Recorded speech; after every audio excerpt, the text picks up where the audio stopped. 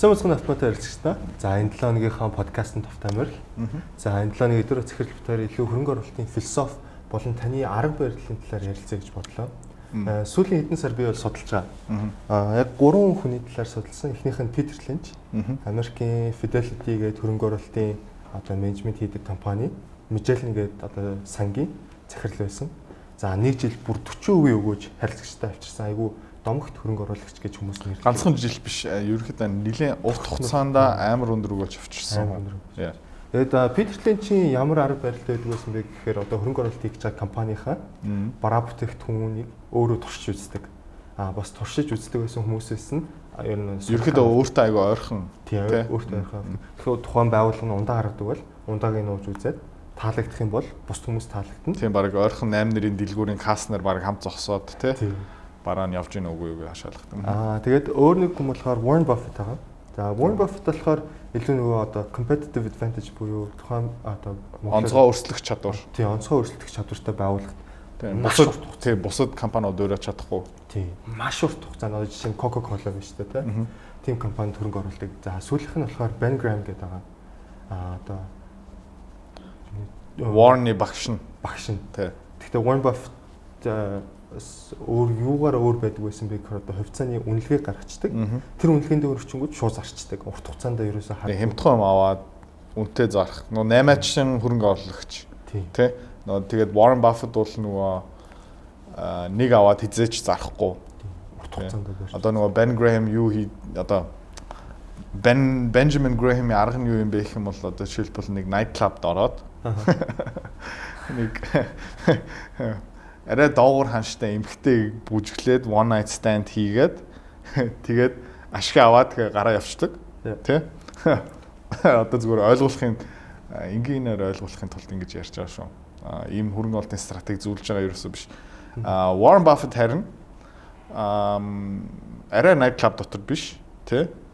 Бас адилхан тий номын сан дотор ч юм уу тий нэг рестораны зөөгч мөхчөөр ажиллаж байгаа хэрнээ айгу дажгүй тий арай зах зээлийн ханшаараа доогуур явж байгаа хамт хурмаа хийх хүнийг хайгаад тий одоо бараг 60-70 жил хөрөнгө оруулалт хийгээд хэдэн зуун компанитай одоо хурим хийцэн гэсэн үг тий.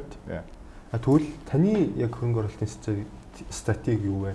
Ер нь хөрөнгө оруулалт хийхээс өмнө тухайн байгууллагаас хардаг яг 3 хамгийн чухал зүйл юу вэ? Лам дээр очиод зүйлгээ. Тоглож байгаа шүү. Өнөөдөр жоохон funny талаа үзүүлье гэсэн шийдсэн би. Яг тэгэхээр хүмүүс нэг ингээд баян хүмүүсийг загнадаг гэж боддог. Үгүй тий. Айгуу сонирхолтой заяа. Энэ Benjamin Graham гэдэг хүн маань ойролцоо нэг 100 жилийн өмнө хөрөнгө оруулалтын аргыг олсон гэх юм уу да. 130 жилийн өмнө яаж хөрөнгө оруулалт хийдэг юм бэ гэх юм бол ном бичигдэг байсан гэж төсөөлчих заяа. Тэ? Хинч мэдэхгүй. Тэ. Эсвэл зарим хүмүүс мэддэг гэхдээ нэг ингээд хэвлэл мэдээлэлээр ингээд олон тараагдаг сургууль мургуулж юус заадаг байсан. Тэгээд тэгээ Benjamin Graham бас нэг securities analysis гэх үнэт цаасны шинжилгээг бичсэн байгаа шүү дээ. Тийм юм ерөөс байхгүй байсан. Тэ. Ерөнхийдөө ямар дүрмөөрөө юмыг аваад юмыг зарах хэрэгтэй юм бэ? Мөнгөөрөө яаж хөрөнгө оруулалт хийгээд ашиг аваад гарах хэрэгтэй юм бэ гэсэн одоо заасан юм ерөөс байхгүй байсан. Тухайн үед тийм 200 жилийн өмнө ч байгаагүй, 300 жилийн өмнө ч байгаагүй, 400 жилийн өмнө ч байгаагүй. Сонирхолтой юм нь ингээ 300 жилийн өмнө бид нэр бүгдээрээ байсан бол бүгдээрээ боол шиг талбай малтж байгаа шүү дээ. Тэ. Тэгээд илүү гарсан мөнгөөр яг хав санхүү эрхчлөө гэсэн бодол биднэрт ерөөсөө орж ирэхгүй. Ерөөхдөө энэ жил амьд гарах уу үгүй юу те? Миний 6 хүүхдээс нь аль нь энэ жилдээ чад хийх үгүй юу гэсэн одоо зовлонтой амьдарч ирсэн шүү дээ. Тэгээд ер нь илүүдэл гэсэн юм ерөөсөө байгаагүй.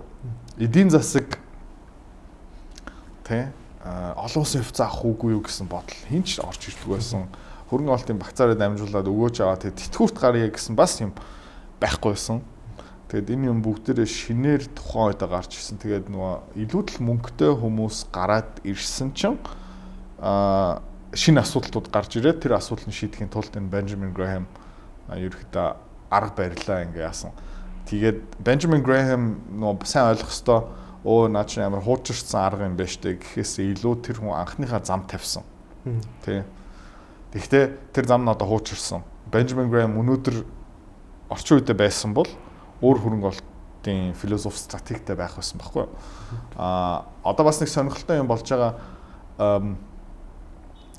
Яг өнөөдөр Warren Buffett-ийн хөрөнгө оруулалтын арга нь яг зөв үгүй юу гэсэн одоо бас нэг юм яваад байгаа. Одоо их юм бол Warren Buffett дөнгөж 5-6 жилийн өмнө одоо барьдаг байсан зарчмаа бас өөрөө зүрсэн. Тэгээ ойлгохгүй юм л хөрөнгө оруулалт хийхгүй, технологийн юм л хөрөнгө оруулалт хийхгүй. Тэгээ Apple-ыг хөдөлтөө авсан. Тэгээд Apple гэдэг компани хөрөнгө оруулалт хийсэн чинь тэр Berkshire Hathaway нөгөө Warren Buffett-ийн хөрөнгө оруулалт хийдэг одоо өмчлөдөг компани түүхэн хамгийн өндөр ашигуд авсан. Тэгээ хэдэн зуун тэрбумын ашиг ингээд доллараар ярьж байгаа шүү ашиг авсан. Тэгээ айгуу сонин одоо философи тийм учраас ингээд цаг үеэс хамаарад стратегиуд нь өөрчлөгдөх юм байна. За хоёрдугаар чам шиг залуу байх үедээ хөрөнгө оруулалтын шинжилгээ стратеги миний толгойн дотор нэг домогт ид шидийн орны цайз майз дотор ингээд нэвтрэх ёстой. Хаалгуудыг би ингээд хагалж, өшгөлж, сүхээр ингээд тийм мэдлэгээрээ дамжуулт явах ёстой. Тэгээд би маш олон ном унших ёстой. Гэт айгүй олон давтамжтай юм хийх ёстой гэд. Тэгээ айгүй сонин заяа ямар ч мэдлэггүй ингээд нарийн замаар явж ирсэн нөгөө мэдлэгээ ингээд өргөсөд яваад тий одоо хорогдуулсан мөнгө урсгалын шинжилгээ хийх ёстой, балансын шинжилгээ хийх ёстой, баахан ratio-нуудыг гаргах ёстой. Тэгээд хар мянган юмнууд байгаа. За тэгээ Excel sheet-эн дээр санхүүгийн модель гаргах хэрэгтэй ингээл амар олон юмнууд. Тэгээ би өөрөө 2014-15 онд нэг шинжилгээ дүгнэлт үнэлгээ гаргаад байх үедээ миний үнэлгээ би яг санаж байна баг хамт олонтойгоо хамт говь хувьцаат компани шинжилгээ хийж исэн. 48 хуудастай документ болсон. 4-5. Тэгээд ганцхан уншсан хүн баг би баха. Тэгэхдээ 1200 хүн тараасан. Уншсан баг байхгүй. Их яг би хийсэн л тэ. Тэгээ миний хэлэх гээд байгаа юм эхлээд юм нарийнхан замаар яваад байсан чинь тэ. Ингээ амар өргөн болоод зөө амар олон багч хэрэгсэл, арга байрал мэдлэгтэй болоод ирсэн чинь одоо буцаад айгүй нэрээс чинь. Тэ. Яаж буцаад нэрээс?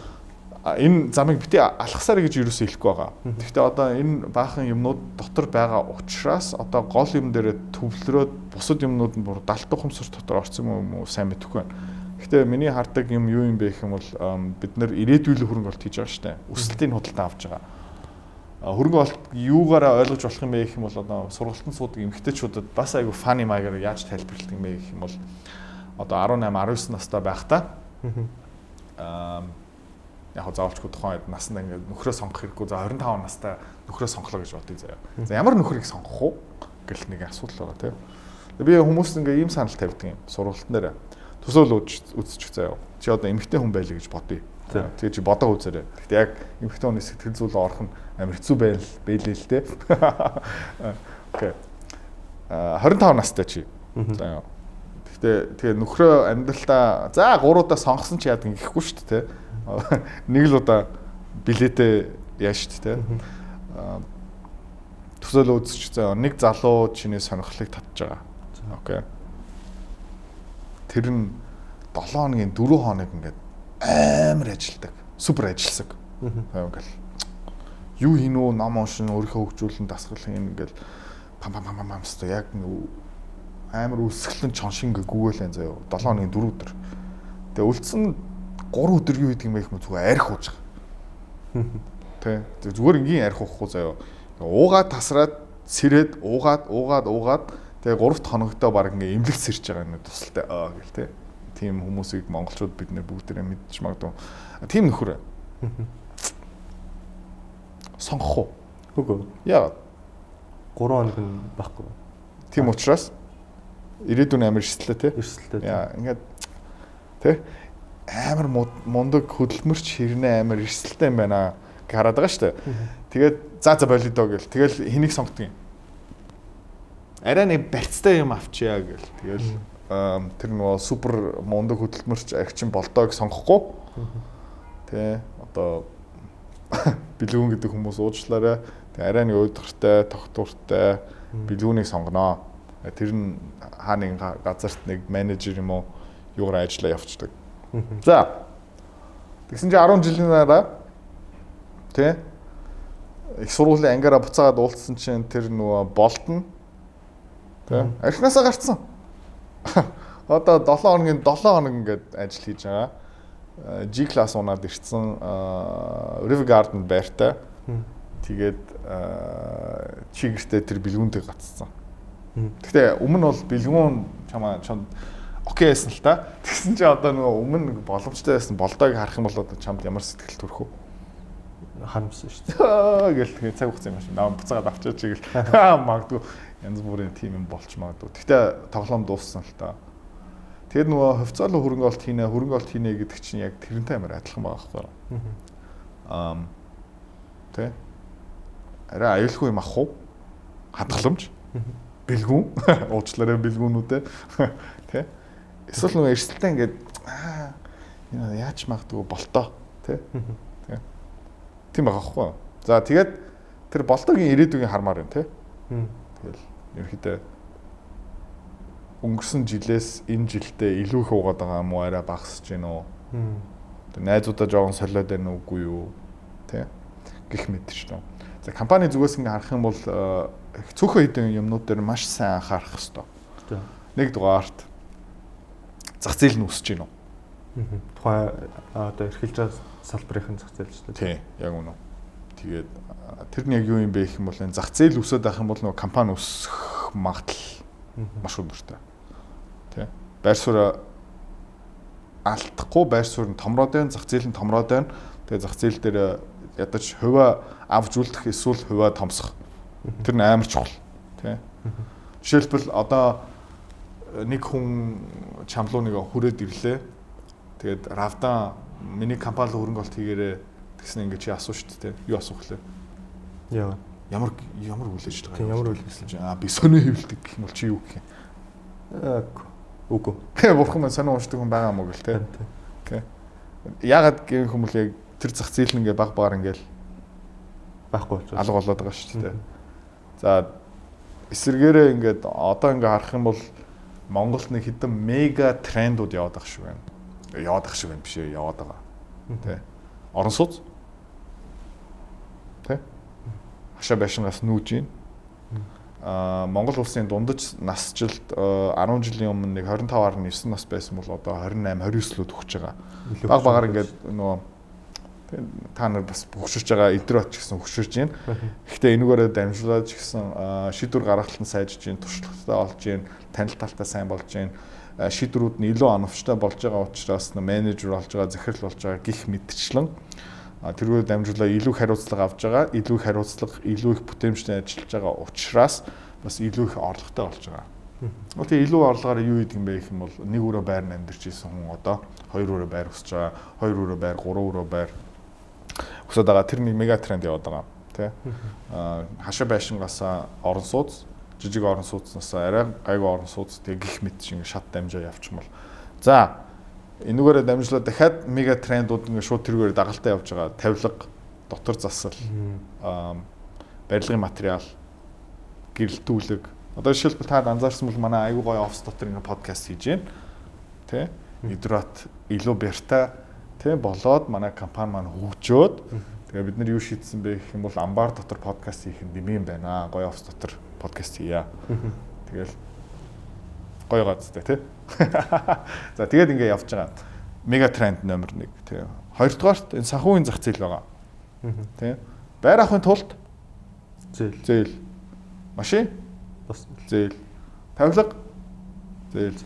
Наа гих мэт шин. За барилгатай холбоотой зах зээлүүд трендээр ингээ хөгжиж байна. Монголын хүн ам бас өсөд яваад байна. Монголын дундаж нас ингээд өсөд байгаа. Одоох нь бол сайн. Ирээдүйдээ Япон шиг болоод ирэх юм бол Солонгос шиг болоод ирэх юм бол муу. Тэрийг нь харна. Зах зээл нь өсөж байгаа юм уу? За хоёрдугаарт зах зээл нь томорж байгаа. Тэгээд тэр компани үйл ажиллагаа явуулж байгаа хүмүүс нь хэр сайн юм бэ? Хувьцаа эзэмшигчтэй гэсэн үг тийм. Хувьцаа эзэмшигч нь биш яг үйл ажиллагаа явуулж байгаа хүмүүс нь. Гүйцэтгэх захирал, гүйцэтгэх удирдлагын хүмүүс. Гүйцэтгэх удирдлан үүсгэн байгуулагч нар тий өнөөдөр Монголд их хэвчл компаниудын хувьцаа эзэмшигч нар нь бас үйл ажиллагааг явуулж байгаа. Тий. Гэхдээ явандаа тэр нь өөрчлөгдөнө. Тэ. Одоо тэгтээ яг тийм байгаа. Одоо жишээлбэл та хэд руу хин нэг хөрөнгө оолтын санал тавилаа гэж бодъё. Одоо нэг хөрөнгө оолтын аппликейшн байна. Тэ. Тэгээ идротаа өрсөлдөнө. Гэх юм бол нэг харж чадах юм уугүй мó. Тэ. Чи бас өдөр болгон контент оруулж байгаа юм уу? Тэ. Баг дотор нэг рафтан шиг нэг залуу бас ингээд контент хийгээд эхэлж байгаа юм уугүй мó. Тэ. Ингээ оновчтой тайлбарлаж чадах юм уу? Өнгөрсөн жил автомата шиг өндөр вакцины өсөлт авчирч чадах юм уу? Тэ. Бас ингээд холбоо барих 75 00 нууцны дугаараар хангаж өгч болох юм уу гэл тэ. Гэх мэт чи одоо янз бүрийн тим юмнууд хийх ёстой. Чадах юм уугүй мó. Яг их бол энэ санхүүгийн зах зээл өсөд явж байгаа. Apex бас өнгөрсөн хэдэн жилүүд амар сайн өссөн. Автомата бас амар сайн өсөж байгаа. Яг их юм бол цаанаа эргэлтэж байгаа мөнгө нь ингээд томроод явж байгаа байхгүй. Тэгээ тэр томорж байгаа зах зээлийн хувийг ингээд булаагаад авч чадах юм уу? Тэ? Эсвэл бүр шин зах зээл үүсгэж чадах юм уу? Тэ? Автомата шиг үйлчлэг байхгүйсэн шүү дээ. Цоо шин үйлчлэг байхгүй юу? Тэ? Хүмүүсийн толгой дотор тэр цоо шин үйлчлэгийн төрлийг ингээд надад хэрэгтэй байна. Энэ миний асуудал шийдэх юм байна гэсэн тэр юмыг толгойн дотор суулгаж чадах юм уу гэсэн юм л байгаа. Тэ? Зүгээр 100% юм уу эсвэл яг чигнэсээ тэ ингээд дээшээ авираад чаддсан юм уу? Хоёрдугаарт тий. Зах зээл нь том байх хэвээр. Зах зээлээс нь хөв эсвэл тэр зах зээл дээрээ бүр шин хашаа татаад үйл ажиллагаа явуулж чадах юм уу хоёрдугаарт. Гуравдугаарт юу юм бэ гэх юм бол хөрөнгө оолт хийснийхэн дараа тэр ашгаа шудраг хуваарлт юм уу? Тий. Новшин амтын юм уу эсвэл яг тий яа гэм үү тэрийг харах хэрэгтэй. Яа гэх юм бол эцсийн эцтэй мөнгө үлдэх ёстой. Одоо жишээлбэл Монголд нэг домогт жишээ байгаа. Улсын их дэлгүүр гэдэг компани. Хувьцаа эзэмшиж тийм бэ би мартцсан байна л да. Гэхдээ миний таамгаар мартцсан байна. Миний таамгаар тэр хангалттай байна. Тэ. Жижиг хувьцаа эзэмшиж арт түмний мөнгийг булаах хэрэгцээ тэр хүнд байхгүй. Тэгсээр нэ тэр Эрдэнэтийн 30 мянган иргэн их дэлгүүрийн хувьцаа эзэмшдэг юм байна л да. Тэгээ жил болгон нэрийг мартсан байна л да тий. Тэр хүн тэдний хитвчлөө яваад 30 мянган болгон хүнээс нэг 50000 ингээд хулгай хийгээд байгаа байхгүй. Хулгай ингэж яаж нөө тэр хүмүүстээр тэр ашиг нь очих ёстой ш жил болгон. Тэр их дэлгүүр заяа. Монгол улсын хамгийн гой байршилтай байшин. Хамгийн өндөр түрээстэй объект. Окей. Тэр их дэлгүүрийг ажилуулахад нэг үйл ажиллагаа хариуцсан менежер хэрэгтэй. Нэг нэхлэн хэрэгтэй. Тэгээд тэр болоохаа. Яг гэх юм бол тэр цэвэрлэгээ биш ч те. Үйлчлэгийн компани хийлгүүлчихнэ. Засвар бас захиалгаар үйлчлэгийн компани хийлгүүлчихнэ. Тэр баг болоохгүй юу? Тэ. Тэгээд түрээслэгч тэндээ ингээ нэг солигддгүй шүү дээ. Одоо жишээлбэл байр түрээслүүлдэг хүмүүс та хэдийн дундуур байгаа хаа хэр их ажил ордог юм. Түрээслэгч ингээ түрээсэл төлөөлөх юм бол байхгүй байхгүй. Тийм учраас нөө үйл хөдлөлийн түрээсийн хийдэг үйл ажиллагаа явуулдаг компани ерөөхдөө орлогынхан бараг 80% нь бохир ашиг болдог байхгүй. Тэ. Тэгээд тэрнээс ингээ үйл ажиллагааны зардал нь хасагтаад бараг цэвэр ашигын 65-70% нь үлдэх ёстой ирнэ.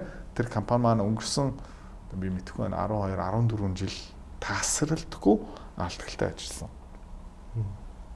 Яг гэх юм бол тэнд жил болгон хэдэн тэрбум төгрөг үлдэх ёстой хэрнээ юу ч үлддэггүй.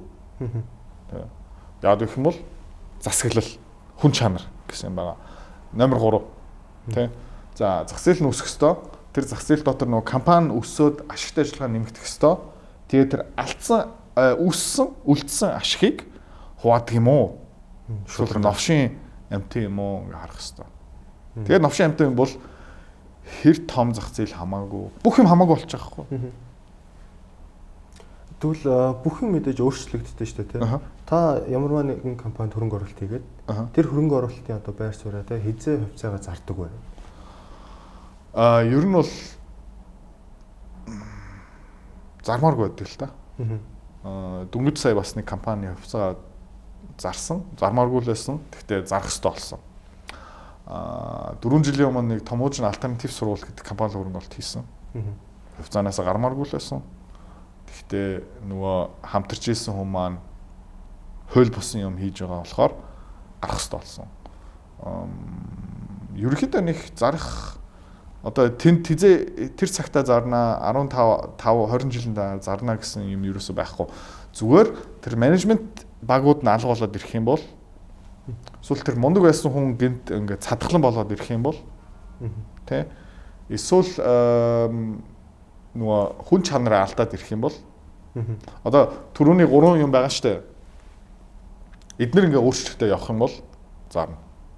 Эднэр ингээ хэвээрээ үлдэх юм бол өсөөл яваад байгаа хгүй. Маш их ажиллагааны хуваарлал яваад байна гэсэн үг. Тэ? Тэр нь Warren Buffett-тэй илүү ер нь аль болох урт хугацаанд хөрөнгө оруулалтаа. Тийм. Тэгээд тэр мөнгийг гаргахчаа би угаасаа дараагийн юм л хөрөнгө оруулалт юм. Тэгэхээр дахиад ийм 3 юмыг олох хэрэгтэй байхгүй юу? Хавар байхгүй юу? Тэ. Арх уудаггүй, тамхи татдаггүй, зоддггүй, гүзээггүй ингээд сая ингээд нэг эмэгтэй хүн Facebook сошиалаар од олсон шүү дээ. Айгу өндөр шаардлага тавьдаг. Хөрөнгө оол бас яг адилхан байхгүй юу? Тэгээд тэр эмэгтэйг нэх муулаагүй л дээ. Өндөр шаардлага нь зөв. Тэ. Гэхдээ тэр өндөр шаардлага миний мөнгө хаана үсэх юм бэ? Аюулгүй байх юм бэ? Илүү их мөнгө надад авчрах юм бэ гэсэн шалгуур хангасан компаниуд амар цөөхөн учраас тэгээд за одоо ингээ мөнгөө нэг нугасныхаа дараа дахиад тийм үү олъё. Одоо жил болгон нөхөр олно гэсэн үг байхгүй юу? Амар ядаргаатай. Тийм зоолонгоор яадаг. Тэгэл тэр өсөөл явал өсөөл явах гэсэн байхгүй юу? Тэр учраас ингээ зарн марн гэсэн миний толгойд юус орж идэг юм аа. Тэгвэл таны хувьд ханш ирж чухал бай. Мэдээж Bangram-ийн хувьд бол ханш нь хамгийн чухал зүйл байсан шүү дээ. Тэгвэл та ханш хөрөнгө оруулалт хийхдээ хэрэг хардаг бай. Харна. Авахтаа харна. Тийм. Жишээлбэл хоёлаа өнгөрсөн хэдэн 7 хоног хаан банкны үнэлгээ хийлээ л дээ. Тэгээ би өөрөө ч гэсэн аль хэдийн хаан банкны үнэлгээ хийжсэн, IPO хийж яхад нь ч гэсэн үнэлгээ хийжсэн, харж исэн. Айгу боломжтой үнэтэй гарсан. IPO хийснийхэн дараа хаан банкны 440 тэрбумын цэвэр ашигтайсан ойролцоо тэр хавцаа IPO гарсан. Өмнөх жилийн эцсийн ашиг 400 тэрбумтай гарсан. Тэ? Сая 23 550 хэдэн тэрбумтэй. 570 тэрбум байсан баха. Тэр 550 60 70 хамаагүй. Тэгэл наан цаана 10 тэрбум. Тоглож байгаа шүү. Тэ. Тэгэд компани маань хэдэн зуун тэрбумаар ашигтай ажиллагаа нэмчээд хувьцааны хааш нь хөдлөөг байхгүй юу? Түрүүн юу юм бэ гэх юм бол одоо түрүүний жишээсэн шүү дээ. Тэр нөгөө залуу 7 хоног 3 өдөр архитхаа болоо 2 хоног архитхаа 2 хоног архиж байгаа байхгүй юу. Тэсэр нэ ямар нэг байдлаар нэг эмхтэй шүүрж аваагүй гэсэн үг тий. Гэл ингээл бодож эхлэв шүү дээ. Тэгэл одоо дараа жилдээ 600 700 тэрбумтай ашигтай болоод ирэх юм бол хаан банк тэсэр нэ хувьцааны ханш нь тий 1050 хэвээрээ байгаа юм бол за баг архинаас гарцсан залуу нэг ч эмхтэй тоохгүй байгаа гэсэн үг байхгүй юу. Тэгэл очиод ингээс далавчаараа шүүрээд авна шүү дээ тий. Тэрийг харна. Тэгээ худалдаа авах дээр ханшуул худалдаа авах дээр аягүй чухал. Тэгээ би угаасаа байсан хамаг мөнгөөр хаан банк авцсан л та. Тэгээ жижигсэн. Тэгээ аягүй сонин тухайн чиний хүсэл юу байсан? Авсан шууд үсэх. Шууд үсэх. Рафтан бол ингээ ханш хараад хизээ үсэх юм гээл тэгэл. Рафтан хөрөвдлсөн хамаг мөнгөөр хаан банк аваад тэгээ яасан бэлээ? Навс унсан шүү дээ. 10%-ээр шууд дараагийн 7 хоногт нь унлуу. Тий, навс унсан. Тэгээд чи надаас юу асуусан бэлээ? Одоо яах вэ? Тий, одоо яах вэ? Та энийг яаж төвчдөг юм бэ гэх айгу өөрөг. Яг наач миний дараагийн асуулт байдаг. Яг тэгэхээр сая одоо Америкийн томоохон индексүүд сүүлийн сард бол нэлээд хэдүүгээр унлаа. Ялангуяа технологи дээр суурилсан компаниуд одоо Nasdaq 100 4.5% унсан уу? Тэгсэн баг. Тэгэд энэ үед бас манай автоматик харилцагч зарим жоохон санарч явах шиг байна. Энэ ханш унтсан байх үед ер нь хүн яаж сэтгэл хөдлөлөө барих хэрэгтэй вэ? Энэ гэсэн бас асууж байна. Окей. Төсөөлөө үзчих заяа. Сарын өмнө чи 1 кг өхрийн мах 20 мянгаар авдаг байсан байлаа гэж бодъё. Тэгсэн чи одоо 18 мянга болцсон. Одоо яана тий. Мах улам хямдрах болоо. Тэнийг сонсож байгаа зү тий. Тий. Яг тэр ихгүй. 7 хоногийн өмнө амар гоё S&P 500 авчия. Одоо жишээлбэл Равдан айгу хөөрхөн 1200 дээр хаан баг ямар гоё юм бэ, ямар хямдах юм бэ, авъя гэж авсан байхгүй юу? Тэгсэн чинь 7 хоногийн дараа хаан банкны хувьцаа 12 унаад 1050 болсон чинь одоо яана гэж өшөө унах болов гэл ингээл паниктаа сууж байгаа байхгүй юу? Тэгээ би хажууд нь ингээд равд надаа хэдийн алт гэлээ чи. Сая төгрөгийн алт гэл oh my god гэл ингээд явж байгаа байхгүй. Тэгээ би хажууд нь бараг 50-60 сая төгрөгийн алт гэлтэй суугаад байгаа байхгүй. Одоо яг ханшин дээрээ. Тэ. Тэгээд миний толгойн дотор бодож байсан юу юм бэ гэх юм бол тэ ханаас мөнгө олч нэмж авах уу? Тэ. Тэгэл ингээд бодож байгаа байхгүй. Дараагийн худалдаа бол хаанаас яаж худалдаа авах вэ? Тэ. Тэгээ миний хүсэж байгаа юм юу юм бэ гэх юм бол миний залбирлаж байгаа юм юу юм бэ гэх юм бол хаан банкны хувьцааны ханш ирэх 3, 4, 5 жилийн хугацаанд битүү өсвөсэй. Яг гэх юм бол тухайн үед би цуглуулах байхгүй юу? Төсөөлөд чи 5 хүүхэдтэй 5 хүүхдүүдтэй чи орон сууц судалдаж авъя. Төлөвлөсөн байгаа. Ирэх 5, 10 жилийн хугацаанд. Тэр хугацаанд байрны үн ханш метр квадратаар өссөн чам дээрөө тогтвортой байсан дээрөө буурсан дээрөө буурсан дээр. Тэгээ амар сонио нэг байр аваад нэг хүүхдийнхаа байр авсныхаа дараа 4 хүүхдийнхаа байр авах хэрэгтэй болсон чинь байрны ханш нь өсөөд тэгээ ингээд суугаад байгаа хгүй. Тэр нэг бүрөө байр юу лээ нэг байрны үн ханш нэг нугарцаа ингээд суугаад байх юм бол чиний хувьд ямар санагч байна? Яг дахиад 5 хүүхд дахиад тэгээд юундаа баярлаад байгаа юм те? Чи тэнийг юм уу гэл те? Бараг тэр ихгүй юу? Одоо тэгээд энийг одоо толгойлгоо шингээд манх цус руугаа оруулаад ойлгодог болно гэдэг чинь амар хэцүү байхгүй юу? Тийм учраас ихэвч хүмүүс нь хөрөнгө олт хийж чаддгүй юм. Тэ. Тэгэхээр одоо та луужингаар тайлбарлалтай шүү дээ. Тэр нь нөгөө тийшээ харах. Тийм. Ханш усноо баярлаад ханш усах юм бол баярлна. Ханш буурах юм бол хямрна. Үгүй ээ. Хүмүүс. Үгүй ээ. Тийм. Тэгээд тэр ингээд толгойн дотор ингээд зарим хүмүүс бүр яан гинэ гэл ингээд бүр толгойлон шингдэг байхгүй. Ханш буурахаар нь баярл. Тэ? Тэгээ ханш өсгөөрөө баярлах хэрэггүй. Цуглуулж явах үедээ. Тэгвэл та сая нэг хөрөнгө оруулалтаа бас зарсан гэж байна те. Таны энэ хөрөнгө оруулалт хийх хугацаанд одоо хамгийн өндөр ашиг авсан хөрөнгө оруулалт юу байсан бэ? Магадгүй компани ч юм уу эсвэл өөр юм. Автомата үүсгэн байгуулах. Зөөр хэдэн ашиг танах дими флексмэр байна. Хэдэн тэрбумын үнэлгээнд хүрсэн баха. Fuck money бичээд тэрнээс ашиг олоод тэргээр автомат аппликейшн хөгжүүлээд тий хөрөнгө оруулагч нараас бас жоохон мөнгө татаад тэгээ одоо автоматаа сайн мэдхгүй байна үнэлгээ нь хэд гарах уу? Дорой чинь 10 тэрбум байгаа хаа. Тий. Тэгээ өсөд байгаа болохоор өсөөл тэгэл үйл ажиллагааны жигтэрсэн зарлагуудаа айл хэдийн айгу хөөрхөн автоматаа үүсгэн байгуулсны дараа нөөц мөнгөтэй эхэлсэн. Тий. Орцооны 350 сая төгрөг нөөц мөнгөтэй байсан. Тий. Тэгээд бодсон юм юу байсан бэ гэх юм бол за энэ 350 сая төгрөг маань үйл ажиллагаа хангаа явна. Тэгээд 350 сая төгрөгийг дуусах хүртэл нь компани маань ашигтай болчихноо. Тэгээд ерөөхдөө нэг нэлээд урт хугацааны нөөц мөнгөтэйсэн баггүй. 6 сарын дотор ашигтай болсон. Тэгээд одоо ингээл явж байгаа. Тэгээд тэр бол миний хамгийн сайн хөрөнгө оруулалт гэх юм уу. Тэгээд хувьцааны хувьд бол апу говь. Тэ. Апугийн хувьцаа 283 төгрөгөөс 340 төгрөг хүртэл цуглуулсан. Гэл явал дундуур нь ногтлошгүй л одоо хүртэл байж л байгаа.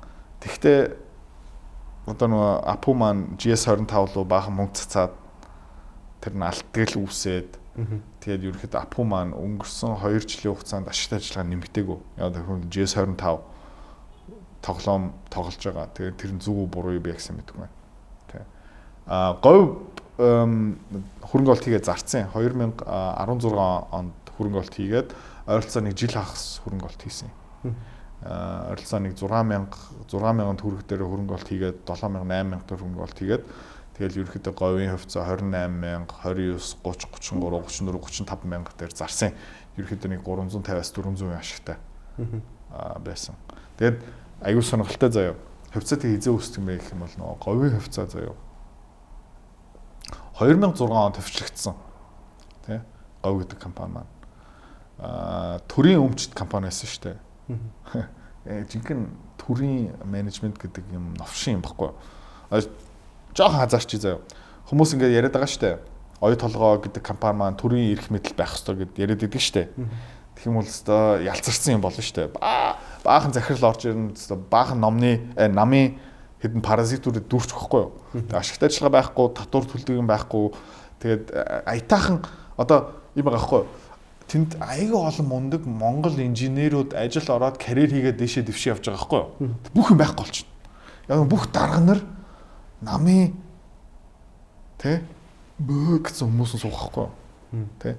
Тим юм аюул болно. За говь гэдэг компани маань дампуураад тэгээд ерөөхдөө маш хэрэгцээтэй компани гэж тодорхойлоод тэгээд ерөөхдөө гадны хөрөнгө оруулагчнаас шилжижсэн тусламжийн байгууллагууд шилжижсэн яагаад гэх юм бол говь гэдэг компани маань малчингийн ноолрыг аваад хөдөө орон нутагт байгаа малчингийн тэр их ус орлогын их усыг дэмждэг учраас олон улсын хөрөнгө оруулагч нар танаа биднэрт туслаач гэд Монгол улсын засгийн газар гуйлагчин шиг яваад дэмжлэг аваад тэгээ говь ингээд дампуурал яваад байсан байхгүй.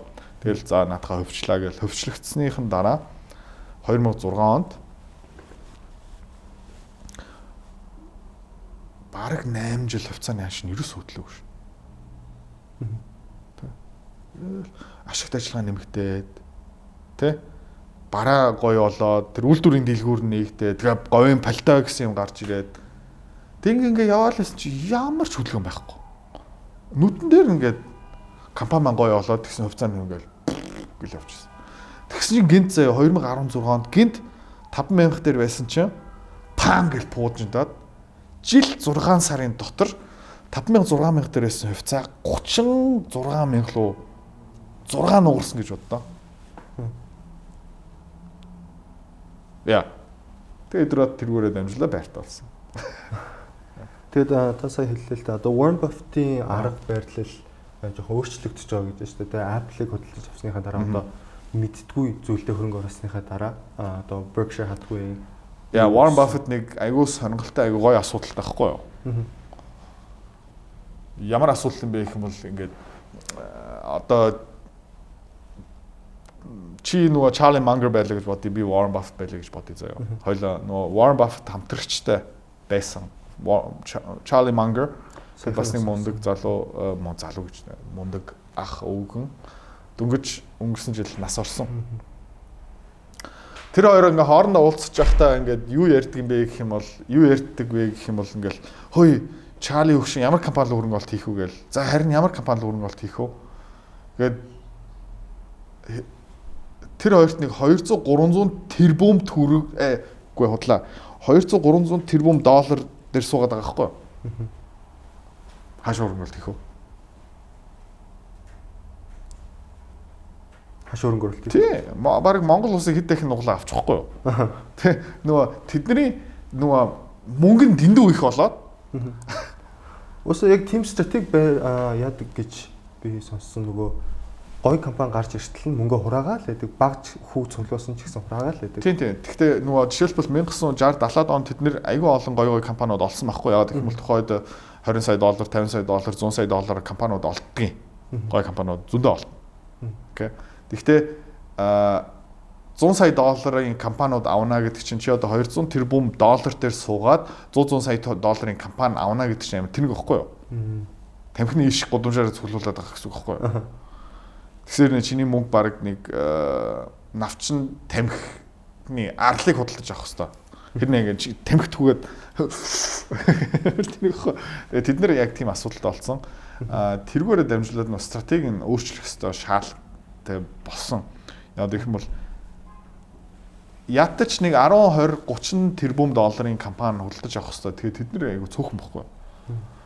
Тэгэл сүүлдээ хэдэн зуун тэрбум доллартай суусан чи за хаашаа хөрөнгө оруулалт хийх вэ гээл.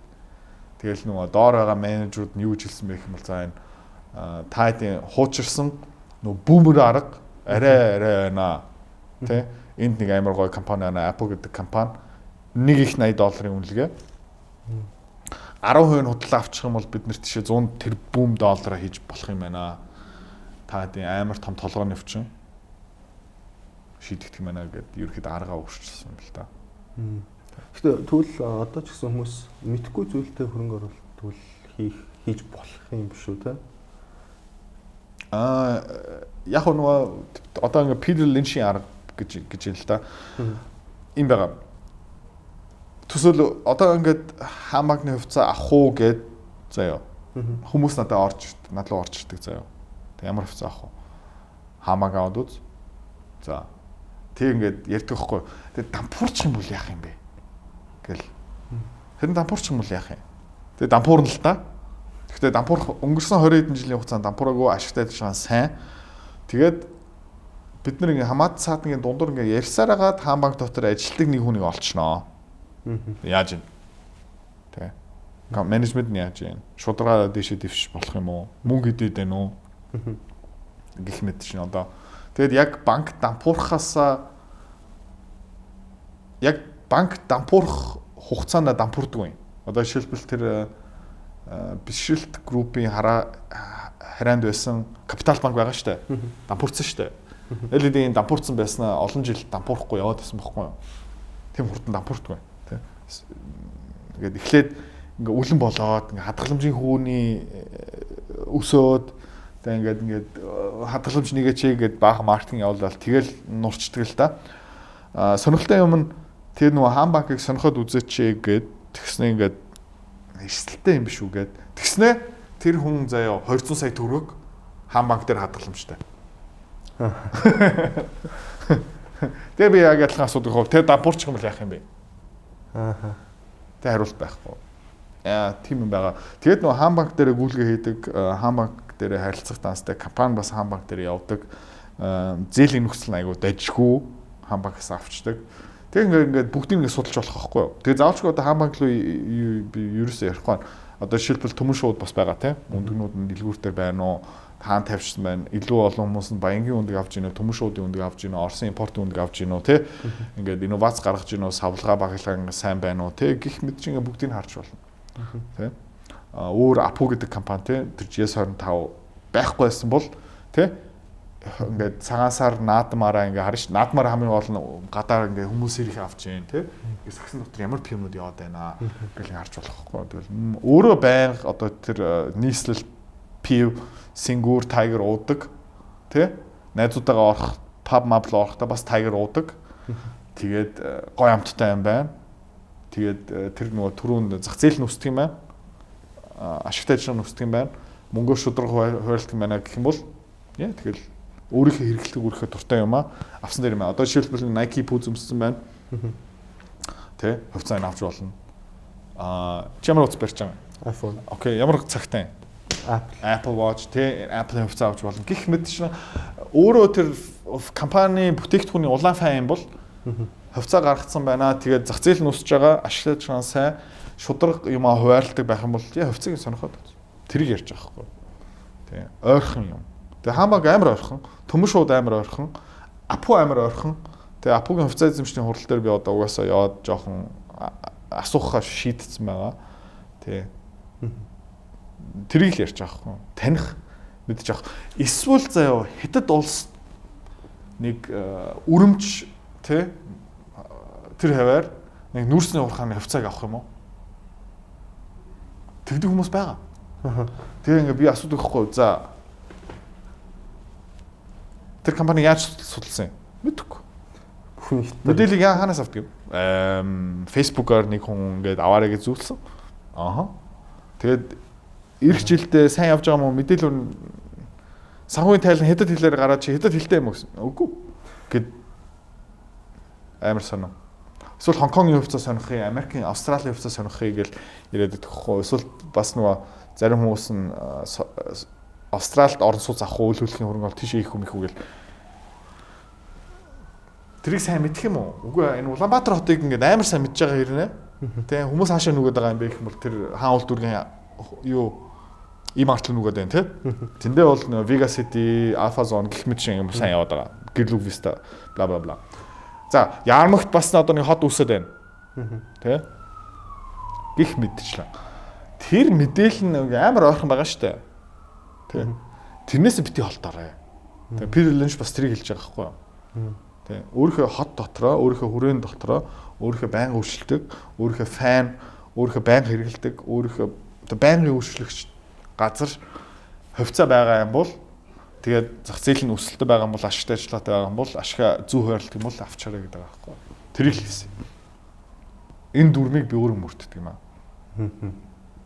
За, эдрөө захиралтаа маш их баярлалаа. Тэгээд өнөөдрийнхээ подкастыг энэ хүрээд төрлөө. За, амжилт хүсье guys. Тэгээд өнөөдрийн энэ арай жоохон funny mic таалагдсан бол хэлээрэй. Таалагдаагүй юм бас ч бас хэлээрэй. Тэ. Тэгээд одоо хувьцааны ханш унтсан байгаа. Тэгэхээр хөрөнгө оруулалт хийхэд ер нь бол аюу тохиромжтой үе. Ирэх хэдэн жилүүдэд угаасаа хэлбэлцэл маш их гарнаа. Тэ одоо Украин байна. Одоо Иран, Израиль гэсэн юм байна. Одохгүй Иран, Сауди Араб гэсэн юм ядаргаа гарч магадгүй. Хятад, Тайван гэсэн юм байна. Ингээ баг багаараа биднэрт ингээ мэдрэгдээд угаасаа энэ асуудлууд болно. Хувьцааны ханшд угаасаа нөлөөлнө. За өнгөрсөн 6 сарын хугацаанд S&P 500 маш эрчтэй өссөн. Яг гэх юм бол энэ хэмэл оюуханы bubble өссөн байгаа байхгүй юу? Яа, Nvidia гэдэг компани гэх мэт шиг аюул олон компани хувьцааны ханш нь дэндүү хурдан өссөн маа. Одоо нэг буцаа буурч байгаа. Тэ. Тэгэд зүгээр болдог юм. Ирэх 5-10 жилийн хугацаанд хөрөнгө оруулалт хиймээр байгаа шийдсэн юм бол энэ угаасаа байнга давтагдана. Тэ. Үргэлж бороо орохдоо дулаан нартай бороо орохгүй хаяа шуурнаа. Гэхдээ байшин чинь хийсээ явчихгүй гэсэн юм байна. Тэ. Тэгээ хөрөнгөний зах зээл дээр тавтаа морил тэ ханш ундаг. Тэ. Рафтан 5 сая хөрөнгө оруулалт дээр сая төгрөгийн гашуун амтыг амссан. Эсвэл 10 сая илүү. Тэ. Тэгэл угаасаа юм болтгол юм. Тэ. За, амжилт хүсье.